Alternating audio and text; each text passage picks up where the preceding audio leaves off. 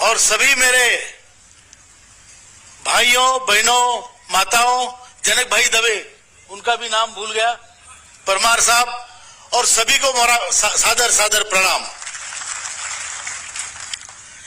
ये जो प्रश्न है ये मुझे जितना मालूम है उससे ज्यादा आपको मालूम है, क्योंकि मैं सिर्फ बोलता हूं, महसूस कर सकता हूं, लेकिन आप भुक्तभोगी है, आपने भोगा है।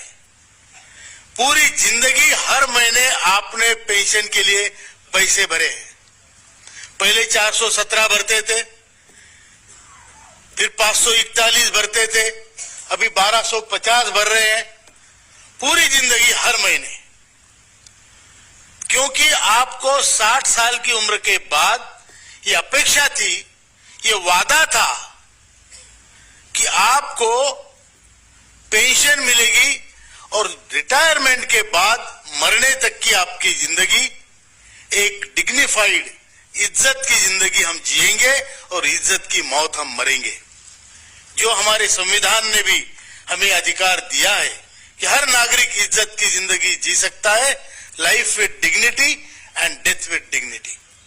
मैं एक सवाल रखना चाहता हूं उन 10 करोड़ लोगों से जो घर में बैठे हैं, जो किसी न किसी कारणों से नहीं आ पाए हैं, लड़ाई लड़ना चाहते हैं लेकिन उसमें वो फिजिकली प्रेजेंट नहीं हो पाते हैं। आपको जान के ताज्जुब होगा कि ये एनएससी, नेशनल एजुकेशन कमेटी, जो इस संघर्ष को लड़ रही है, उसके जो सदस्यगण हैं, मैं दिल्ली में इनको देखा है कि कोई किसी के घर पे टिक रहा है, कोई कहीं जाके रात गुजार रहा है, कोई स्टेशन पे रुक रहा है।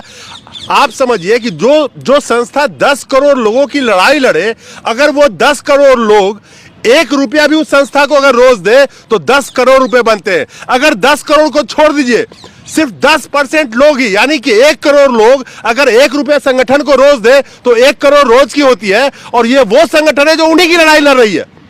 ये संगठन उस दौर से गुजर रही है, लेकिन इस संगठन ने कभी भी लड़ने के लिए जो पैसे चाहिए, जरूरत होती है, ट्रैवल करना है, रहना है, घूमना है, जगह जगह लोगों के पास जाना है, कन्वेंस का खर्चा है, उसके लिए मोहताज है। इसके लिए आपने पैसे भरे। अब पैसे भरने के बाद अगर वैल्यूएशन के हिसाब से देखें तो एक आदमी की पूरी सर्विस में वो कम से कम 20 लाख रुपए सरकार के पास उसका जमा है, वैल्यूएशन के हिसाब से। और ये 20 लाख के एवज में वो 20 लाख कभी वापस नहीं मिलेगा। वो जो हमारा असल था डूब गया, बराबर है कि झूठ है? और जो मिलेगा ब्याज के रूप में 20 लाख का कम से कम 15,000 मिलना चाहिए कि नहीं मिलना चाहिए? हमको मिलता है 1,000 रुपया। गवर्नमेंट बोलती है हमने 1,000 रुपया किया। मैं आपको बता दूं, पूरे हिंदुस्तान में एवरेज पेंशन 1171 रुपया है और मिनिमम पेंशन जो 1,000 रुपया बोल रहे हैं, 1,000 से कम पेंशन पाने वाले की संख्या 36,60,000 है। 36,60,000 लोगों को 1,000 से कम पेंशन मिलती है।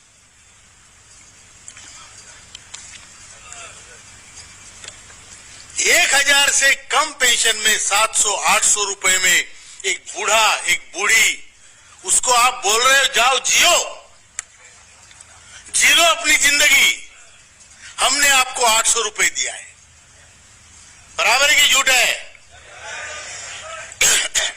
इसका परिणाम क्या होता है? परिणाम क्या होता है? परिणाम यह होता है कि जिन बच्चों के लिए हमने चड्डी बनियान से लेके किताबों से लेके सब खरीद के दिया, उसके सामने आज हाथ फैलाना पड़ता है, बेटा 200 रुपया है, बराबर है? मान्य है क्या? 200 रुपए के लिए अपने बेटे के सामने हाथ फैलाना पड़ता है। वो देता है, एक बार, 2 बार, तीसरी बार उसकी बीवी उसको बुला लेती है,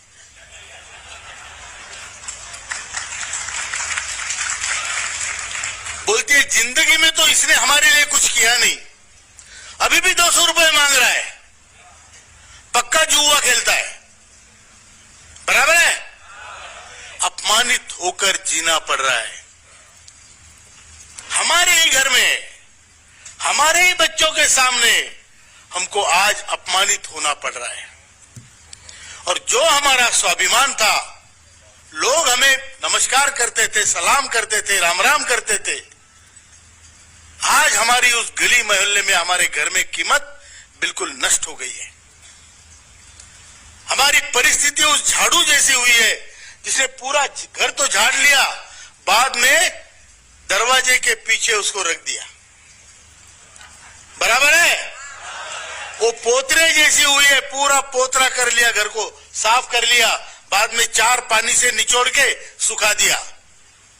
और कोई दूसरा मेहमान आता है, बोलता है ये पोतरा यहां ठीक नहीं लगता है, इसको वृद्धाश्रम में भेजो, बराबर है क्या।